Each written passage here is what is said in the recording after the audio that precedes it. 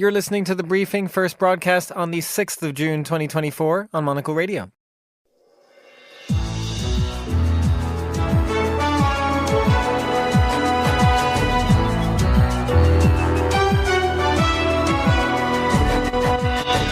Hello and welcome to The Briefing, live from Studio 1 here at Midori House in London. I'm Chris Chermak. Coming up on today's program, Israel steps up its attacks once again in Gaza, killing 40 people at a UN school, even as Joe Biden promises that a ceasefire is on the way. We'll have the latest. After that, for you, for our values, and for our common home. For our Europe. For a strong Europe. As the European Union gears up for parliamentary elections that could see Ursula von der Leyen get a second term as EU Commission President, we'll head to her home country of Germany to see how the elections are playing out in Europe's largest economy. We'll also check in right here in London on the opening of the annual Serpentine Pavilion in Hyde Park. We'll look at Egypt's bid for the Olympics all the way in 2036. And it is Thursday, which means some mysterious guest has joined me right here in studio to explain. Hello, Chris. Today on the Global Countdown, we'll look at the number one songs from countries that had elections this week. Elections special for a mammoth election year. All that right here on The Briefing with me, Chris Chermak.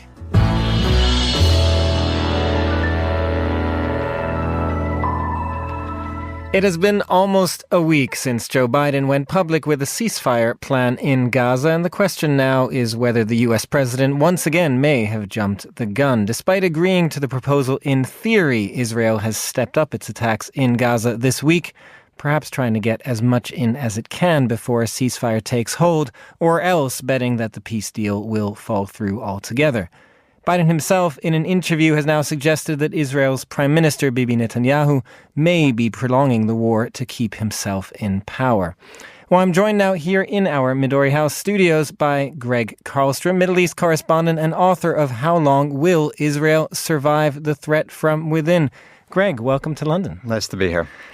So we have to start with this pretty dire news from yesterday. Once again, Israel, in this case, attacked a UN school in a refugee camp on Thursday. 40 people killed. What can you tell us? They did, and there are reports that the Israeli army said it was targeting several Hamas militants who were in the school, and the Israeli army saying these are people who were involved in the attacks on October 7th. And so the official story is that they targeted one part of the school complex where they thought these militants were hiding, and they didn't realize or they were unaware that there were civilians in other parts of the school. I mean, that's the official story, and that's a somewhat implausible story, I think, given that so many of these UN schools have been used for months now as shelters for civilians. And you know, I think it speaks to sort of a broader issue with the rules of engagement that Israel has applied throughout this war, where they have been willing to go after relatively low-level targets from Hamas and from other militant groups, knowing that tens, dozens of civilians might be killed in the process. But that's the calculus they've been applying throughout the war, and it's a calculus that I think many other militaries would be reluctant to apply in conflicts. That is exactly the question, isn't it? What are, to talk a little more about those rules of engagement, what is your sense of kind of what Israel is applying versus what is typically applied in wars? I mean, in a case like this, it is a UN school. Whether Hamas fighters were there or not, should this have been a target? I mean, when you speak to Western military officials, when you talk to the Americans or the Brits about, you know, wars that they've fought in Iraq and Afghanistan, say that there's a very grim calculus of, you know, one high-ranking militant is worth 10 civilians or 12 civilians, and a low-ranking militant might only be worth 4 or 5 civilians. And they have these equations almost that they apply to it. The Israelis have been willing throughout this war to kill dozens of civilians, to go after, again, not very high-ranking people. We're not talking about the sort of Yahya Sinwar, the leader of Hamas in Gaza, people who are clearly on Israel's hit list. They have been willing to go after low-ranking targets and cause a lot of collateral damage in the process. And what do you make of the sort of latest attacks in general yesterday, today? Is it your sense that they're sort of almost buying time before a ceasefire, or just kind of going ahead regardless of whatever Biden might be trying to do right now?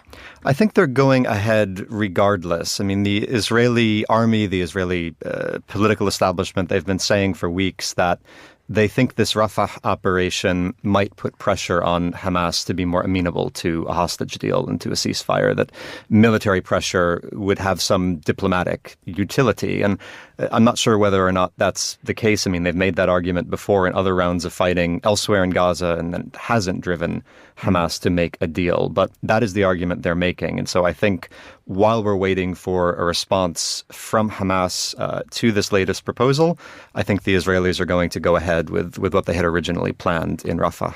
Is it your sense then that at the moment Hamas is the one holding this up? I mean, both sides had agreed in principle to this ceasefire deal, but then also both sides are reluctant for various different reasons to maybe go the final mile. What's your sense of what's really holding this up at this point?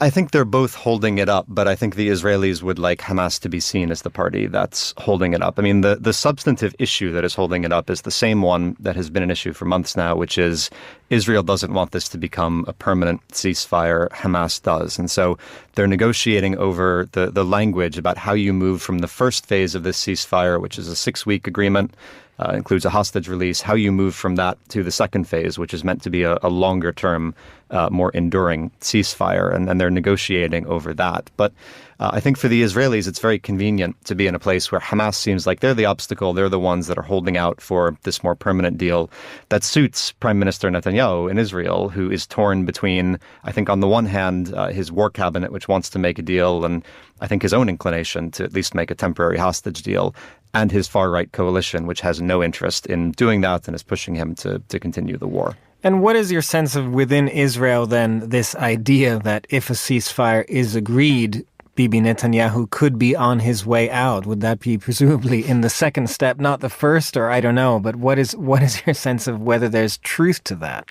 Well, I think the far-right, people like Itamar Ben-Gvir and Bezalel Smotrich, his far-right coalition partners, they have been very, very clear for months now that if he makes a deal, they are going to leave the coalition. And I don't think they can back down from those threats at this point. They are too high up that tree to climb down. So I think if Netanyahu makes a deal, they will leave. There's a chance at that point someone like Yair Lapid, the opposition leader, will temporarily come into the government, form a coalition government with Netanyahu, just to make sure that that hostage deal gets implemented, that at least some of the Israeli hostages are freed. He has offered to do that, Lapid has in the past, but he's made it very clear it's going to be a short-term agreement. And once the deal is implemented and the hostages are out, he will leave the government and force new elections. So I think even if Netanyahu survives for a month or two after making a deal because of outside support, I think Israel is headed for elections at some point later this year. And just then on the U.S. side as well, Joe Biden, it is not the first time that he has said that there may be a ceasefire deal. He'd kind of telegraphed that a while ago. This time he's gone really public with this plan, public pressure on both sides. But what is your sense of the leverage that he actually has? You know, the State Department, all of them are trying to put pressure on Hamas, on the far right in Israel. But what kind of leverage do they actually have to get this over the line?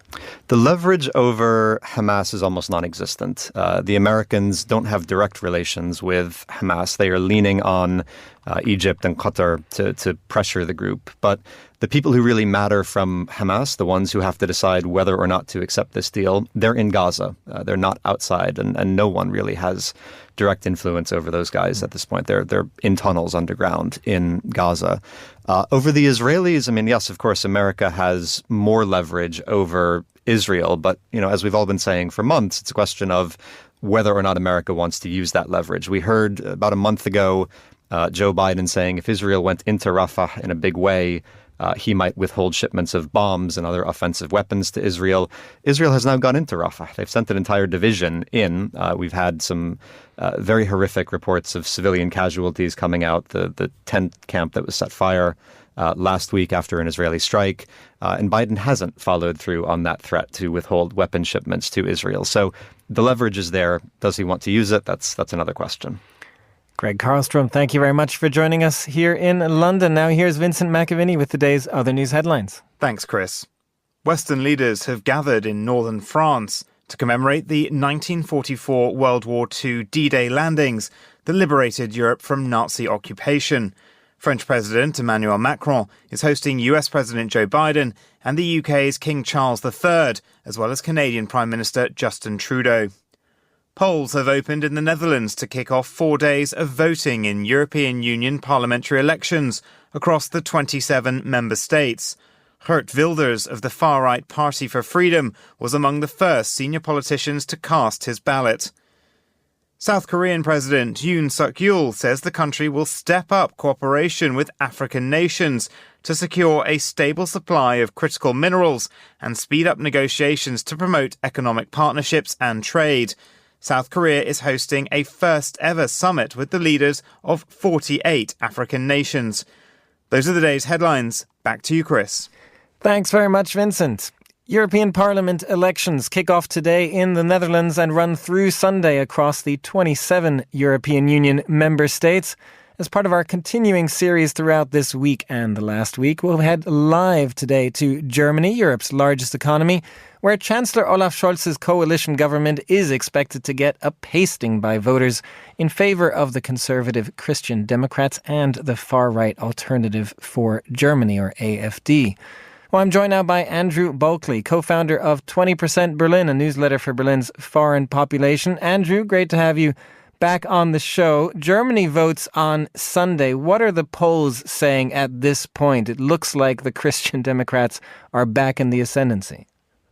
Well, are they back in the ascendancy? They're always getting a little under a third of the vote in Germany. They're the biggest party in Germany, and so they're obviously going to take that, their usual slice of the pie that they get, about 30% in the polls right now. The surprise, or I guess not so much a surprise over the last 5 years, is that the far-right AfD is now in second place with about 16% of the vote, mostly on anti-immigrant sentiment here in Germany. So that's a key part of it. They've really been in the news more than anyone else, haven't the Alternative for Germany? A whole series of controversies, from allegations of spying for Russia to questionable comments about the SS from Maximilian Krah, their key leader in these EU elections. But none of that seems to have stopped them from doing well in the polls. Well, it's a weird thing. I was thinking about this morning with the AfD. I think partly their popularity is the journalists are to blame. We love to talk about the AfD. If they go up in the polls, then we say, oh, it's a crisis. There's cultural problems. If they go down, we say, oh, people are finally coming to their senses. And then there's the spying crisis that they got caught spying for Russia. So then we love to print that, so they look bad. And so it's sort of our fault that they are so popular and always in the media. But there certainly is this underlying immigrant worry about immigration in Germany. And we've had, not only has the AfD had some crises, but also Germany. There was a murder in Germany last week, a racist attack on a far-right politician that ended up with a dead policeman. And it was by an immigrant. So concerns over immigration remain large in Germany. Yeah, tell us how that specifically also has impacted the final days of campaigning, the stabbing of a policeman in Mannheim. Olaf Scholz has also kind of reacted to that by announcing today that sort of hardened criminals will be deported to Afghanistan or Syria. Well, I think there's a move to the right overall in Europe. I'm sure you've talked about it in your coverage about the European elections, that these far-right groups are getting more and more votes. And certainly the center parties are concerned about that. And the way they feel they can counter it is to take a step to the right. Germany has a long-standing practice that they do not deport illegal immigrants to countries where they face death or they would face death. And Scholz came out and said, well, we're going to reverse that now. If these individuals are proving a threat to individual security in Germany, then we don't care about their individual security somewhere else anymore. So we're willing to deport them, he said, which I think is important. It's a lot of talking. Deportation is actually a very complex and difficult task because it doesn't only involve Germany. It, of course, involves the country that receives the person. And a lot of countries say, we're not going to take them anyway, so you have to keep them. So it's just kind of, he's making noise to maybe lure some people away from the far-right votes on Sunday, but I'm not sure that it'll have any real impact on Germany. Well, I mean, Andrew, when you talk about him making noise in that way and your comments before about sort of the media covering the AfD, I mean, is that part of the problem here, that they are controlling the conversation at this point? The far right is controlling the conversation, and even Olaf Scholz then, as a social democrat, by making an announcement like this, I mean, is that just a sign of desperation that he's kind of playing on their turf? I think they finally have to do something. I think you're totally right. I think the AfD commands far too much press coverage, and they can at certain times dictate things that they shouldn't be allowed to dictate. But also, you can't remain quiet on the immigrant thing. I think it would have been braver for him to come out and say, this is just a part of allowing immigrants into our country, and we have to come up with ways to deal with it internally. So I don't think he could be silent on it, but I think he could have led the dialogue more than taking the populist stance.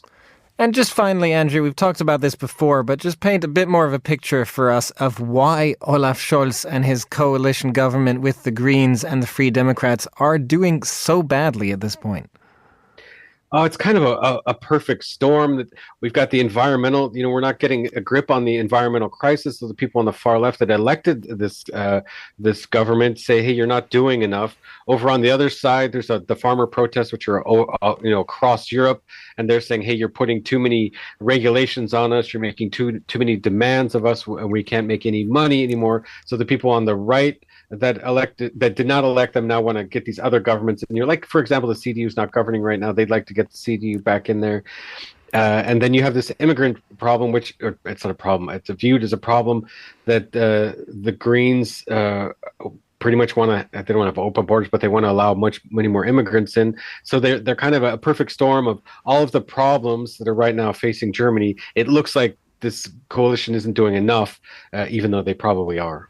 And just quickly to follow up on that then, do you expect that the European elections, I mean, is that a precursor for what's going to happen in the next elections in Germany itself, or is there something kind of unique about this election? No, I think this has to be, especially because the EU elections, probably Brussels would disagree with me, but they're very difficult elections to get a grip on, I think, as a voter. They feel much more theoretical. It feels more like election practice than a real vote. The parties are different, have different names in Brussels. It's hard to remember who belongs to what. These are sometimes senior politicians who haven't been in Berlin in a long time. And so I think it definitely is a harbinger of what's to come, because it doesn't feel 100% real. So I think, you can get an idea of what's going to happen. We have 3 big state elections in the fall, what's going to happen there. And I think obviously the conservative parties are going to do much better than the more left-wing parties. Andrew Bulkley, thank you very much for joining us. You're listening to The Briefing on Monocle Radio.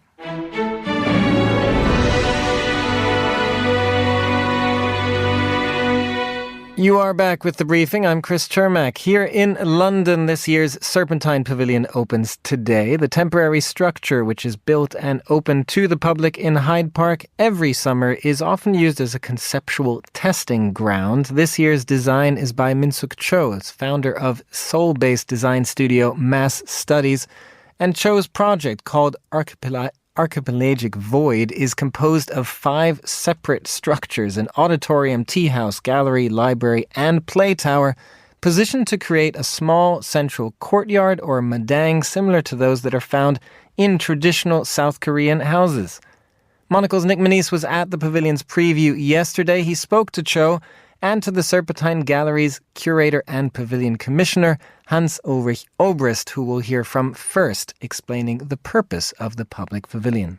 We believe that's the pavilion. The pavilion is there for everyone. A few years ago, I came back from a trip very early in the morning, and a taxi driver dropped me here.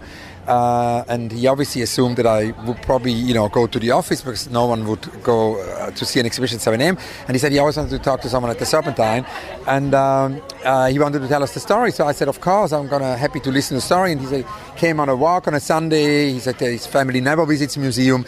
And all of a sudden his daughter, because, as we can see here, there are definitely no doors. Yeah. This pavilion, like every year, and this is one of the most open ones, actually, because there are many, many openings to enter from all sides. There are no doors. So all of a sudden his daughter ran into the pavilion, and then, they continue to walk, and all of a sudden, this has triggered or prompted something, and she now is studying architecture, wants to become an architect. And I think that is something why we are doing it. We want there to be the possibility that people who just come to the park, and this is extremely densely used. The joggers, I was actually thinking, it's always curious to see how the joggers use it, because they are among the earliest visitors in the morning. There are many possibilities here. I mean, you've opened this up. You can go running around. Are there any risks? I mean, we've got a host of different programs here, within the space. Yeah. Have you accounted for jogging? I haven't, but I think this could be a good gym. Yeah? I mean, that's the playground. I can see people doing pull-ups on there. Yeah. I mean, tell us a little bit about the design of the pavilion this year. Hans talked there about the importance of experimentation. Did that feed into what you've ultimately created here?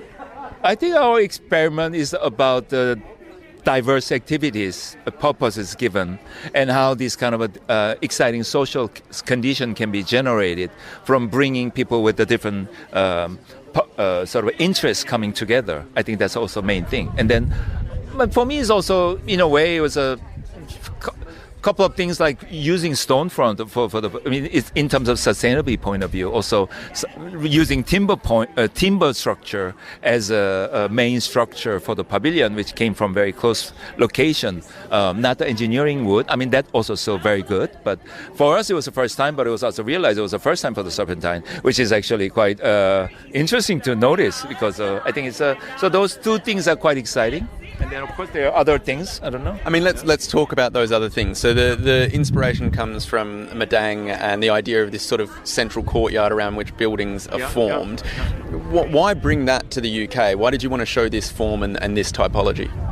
It was actually more about we started, of course, asked for to come up with a proposal. We were very excited, but then we had to look at the history, because it's not just a site.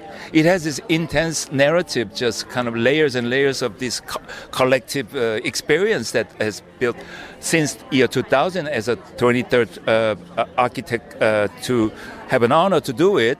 It wasn't just a physical condition, but it also had this kind of so much memories it collectively has built up. So we have to come up with also, respecting what has happened here, but also at the same time we have to come up with some sort of balancing act, or come up with some excavate untold stories. So we clearly had a very clear didactic diagram of like stacking all the footprints, and then this happened to be where it's most used. And then, of course, it's almost like a flip side of a coin that if once you have it as a void, we call it a madang.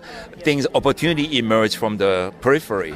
And that's how this sort of a competition came about. But it's also, starting from this madang, it's a content machine. And I think it's interesting that it's 5 islands, and they're all unique in size and form, and they're unique in name, in purpose. There is a gallery where we have a 6-channel sound installation by Yang Yung Yu, which is here, basically a listening, possibility. There is a library behind us of unread books, and every Londoner can participate by bringing their unread books and sharing them, so it's very participatory.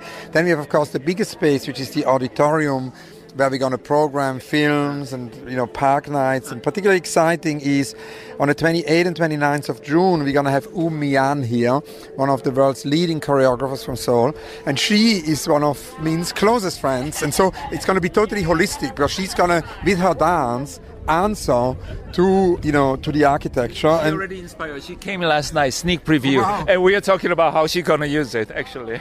And then, of course, there is also the possibility of a playground, of interaction.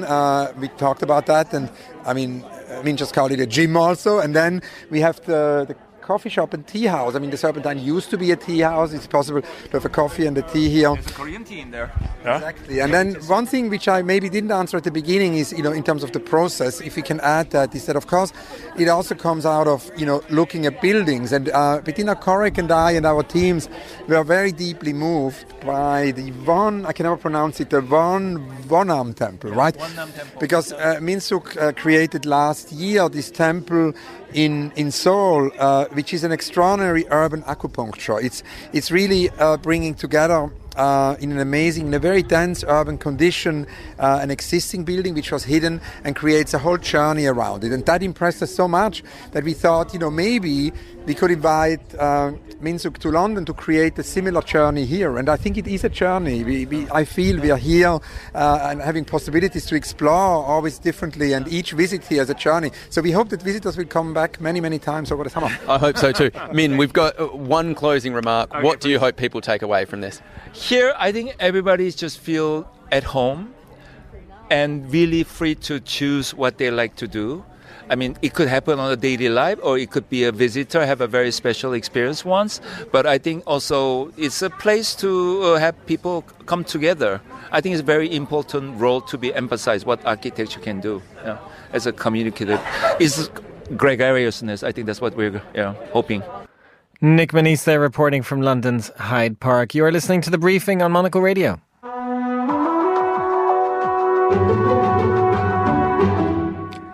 This is The Briefing. It is now 50 days until the start of the Olympics in Paris, the Summer Olympics. And while preparations there are well underway, and Paris is frankly quite routine to this sort of thing, we are also looking forward this week to who will be hosting the Games in the next decade. That's because Egypt is now making a play for the 2036 Olympics, which are the next ones open for bids at the moment. They would become the first nation on the African continent to host the Games, something you could certainly argue is long overdue if the Olympics are meant to be truly global. But what are the hurdles? Well, joining us now from Qatar is Dr. Camilla Swart-Aries, Associate Professor at Hamad bin Khalifa University's College of Science and Engineering. Great to have you on the show, Camilla. Tell us about Egypt's bid, first of all, and kind of their prospects. Well, thank you. I think it's an exciting time, as you said, probably long overdue to consider an African bid. So I think in terms of prospects, I think what Egypt has going for itself is that the new process of dialogue makes it easier for a country on the African continent to host the Games. And I think it's also in terms of the changes in the IOC with Agenda 2020 and Agenda 2020+5, which allows a different kind of thinking that makes it quite attractive for Egypt to host in the building of the new administrative capital, which will serve as the Olympic city.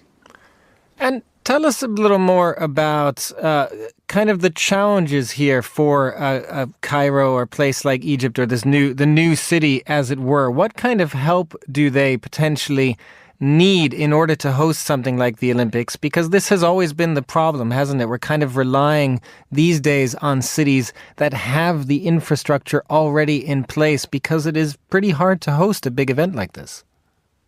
Absolutely. So I think Egypt has gone a long way to try to build up that infrastructure, having started, the building of the city way back in 2015 already, with its national stadium and other sports facilities.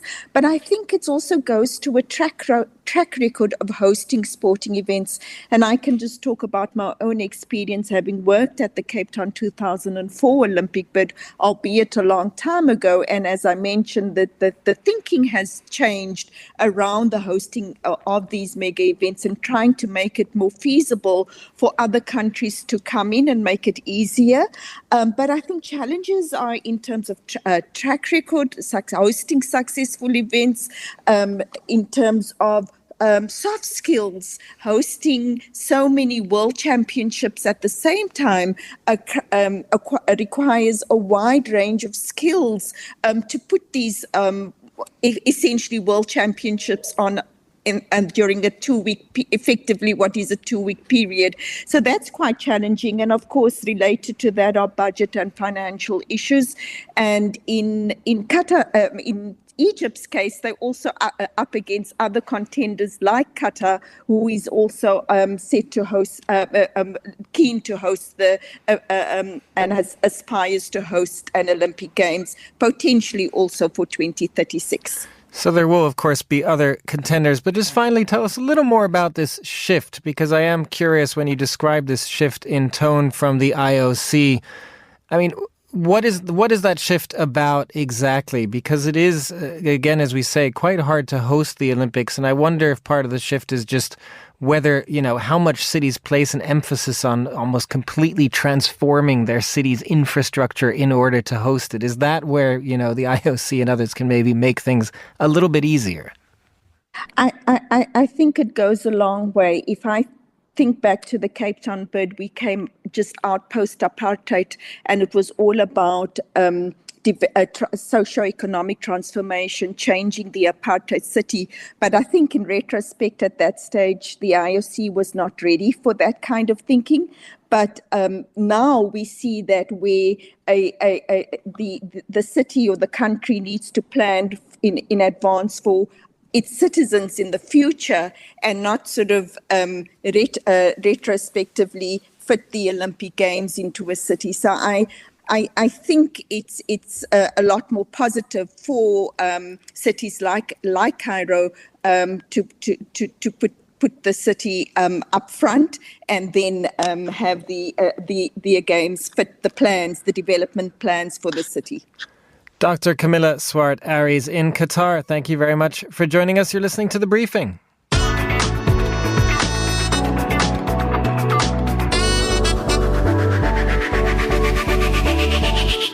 What could that music possibly mean, except that Monocle's senior reporter, Fernando Augusto Pacheco, is here for this week's Global Countdown. Fernando, we have a special one this week, an election special. We've done so much serious news coverage of the elections on The Briefing, The Globalist, all of our shows for the past week or so. So this is the lighter side. It's a bit of a crazy idea, but it is true. It's such an important year for elections everywhere, Chris. And especially around this week, last week or next week, so many countries are voting for a different president, prime minister, or whatever.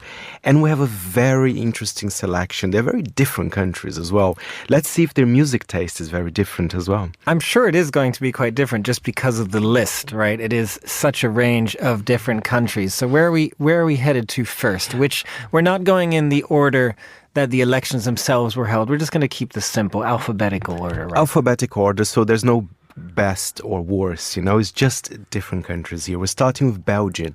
They haven't voted yet. They will this Sunday. So let's look at who is number one in Belgium. Unfortunately, it's not a Belgian artist. Shame. It's the North American singer Billie Eilish, but I have to say, Chris, I do like her. And this is her new single called Lunch, which we'll talk about it after listening to this. You need a seat, I'll volunteer. Now she's smiling ear to ear. She's the headlights on the deer. I said it all before, but I'll say it again. She is fast developing into a superstar, isn't she? You know what? I'm going to come out here, not as gay, but I will say that I'm a fan of Billie Eilish. There are names for the fans, the Swifties or whatever, the monsters. But I wonder, what is the name for a Billie Eilish fan? I should find out this, actually. Is there not somebody might call into this show to tell us? The Billies? I don't know what. The Billies. I don't have a good one for you, I'm afraid. And this song's quite cool. She said that this song helped to understand her sexuality as well. The song's quite explicit. It's a celebration of queer love. She says, I could eat that girl for lunch. Yes, she dances on my tongue. Very cool song. All right. Well, let's move quite a hard right turn, I would say now. We're moving on to India. India, which is, that's the biggest election of them all. We had surprise results. Modi's still going to be the prime minister, but with not so much of a majority there. But let's look at the number one song. This is interesting, Chris, because India is very unique. The number one songs from India are usually soundtracks of films. And the singer themselves, they're not actually in the films. So they're called playback singers, or ghost singers. So the actors kind of dub, so it's not necessarily the actor that is singing the song. So it's quite an interesting, very unique to the Indian music charts. But let's have a listen to Arijit Singh with Sajni from the film Lapata Ladies. Oh Sajni re, kaise kate din raat, kaise ho tujhse baat, teri yaad sataave re, oh Sajni re. That was a great tune there by Arijit Singh, who is a very famous playback singer, I have to say. Playback singer. It's such a strange concept, but I guess every country has its own version of music. And sort of how it's presented. And this film apparently is like a comedy drama. You know, two newlyweds brides, they got exchanged on a train journey to their husbands' houses. So I think they go to the different husband. So there's a lot of mix-ups in this film. But there's a beautiful ballad there. It is a beautiful ballad. We'll take that one. We'll take that one. Before we get to the next track, we just need to emphasize that our producer, Vinny, back in the studio, has clarified for us that indeed Billie Eilish fans are known as avocados. I will resign as a fan of Billie because I hate avocados. But, I mean, I will definitely read up more on that, Chris. Very interesting. Well, I'm glad we could get that in there quickly. But now we're moving again, sort of another far turn, from India to Madagascar. Madagascar, they voted for a new parliament last week, but let's find out what are they actually listening. This is one of the biggest pop stars in Madagascar at the moment. It's Lima with Mamei.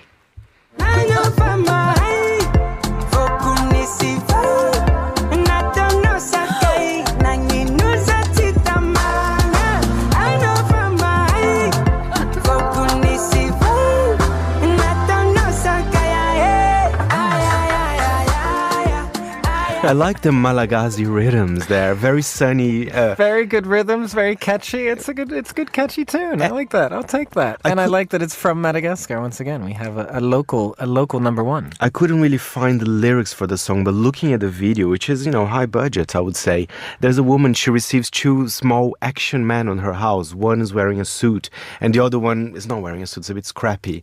But then she falls in love with one in the suit, and then he wants revenge. So it's all very weird.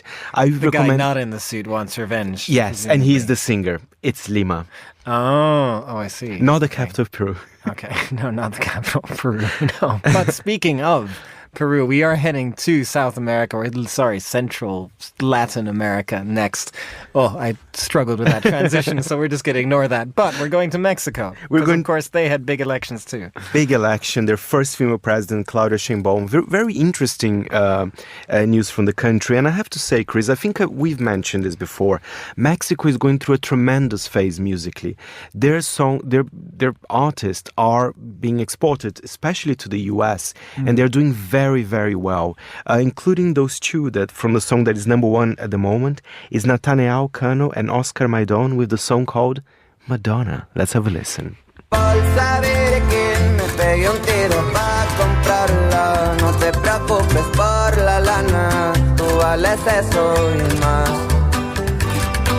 Lady Gaga, tomamos con champaña, lo dirá rápido se empaña. Okay, so which Madonna are we talking about? It is the one I love, the Queen of Pop. So basically, I think the song is comparing the love of his life to all those divas, including Lady Gaga. So the song is it's a little bit about ostentation. So he says, "You are my Madonna today. I will move the world for you." So it's quite cute. I like Madonna. So, I like that. I like that tune. You don't just like Madonna, Faye. Like, let's be honest here. I love it.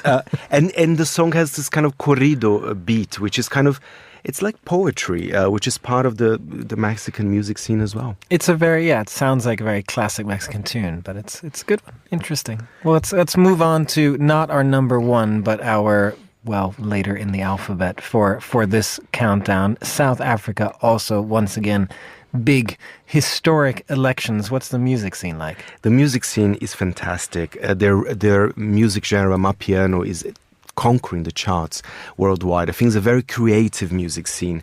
There's so many amazing songs coming out, but this one, thanks to a dance challenge, is doing very well, not only in South Africa, but in other countries as well. I'll tell you about the dance challenge later, but this is Tito M and Yupe with Chwala Ban.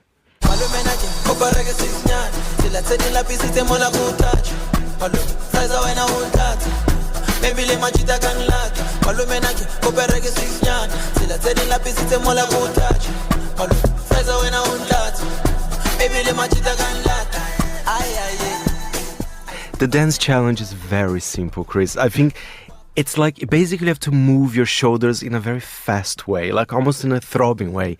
It's like just move your shoulders. Move your shoulders as fast as you can. As fast as you can, like this. And keep up with the beat. Move your shoulders. I think it's good exercise. What do you as well. win? Is this just like videos everywhere in sort of South Africa popping up of people gyrating their shoulders? You win recognition on TikTok. I think that's good enough, right? It's all about recognition, isn't it, on social media at the end of the day? Fernando Augusto Pacheco, thank you very much for joining us today for the Global Countdown. That's all the time we have for this edition of The Briefing. It was produced by Vincent McAvinney. Our researcher was George Ruskin. And our studio manager was Tamsin Howard. The Briefing is back tomorrow at the same time. I'm Chris Chermak. Goodbye, and thanks for listening.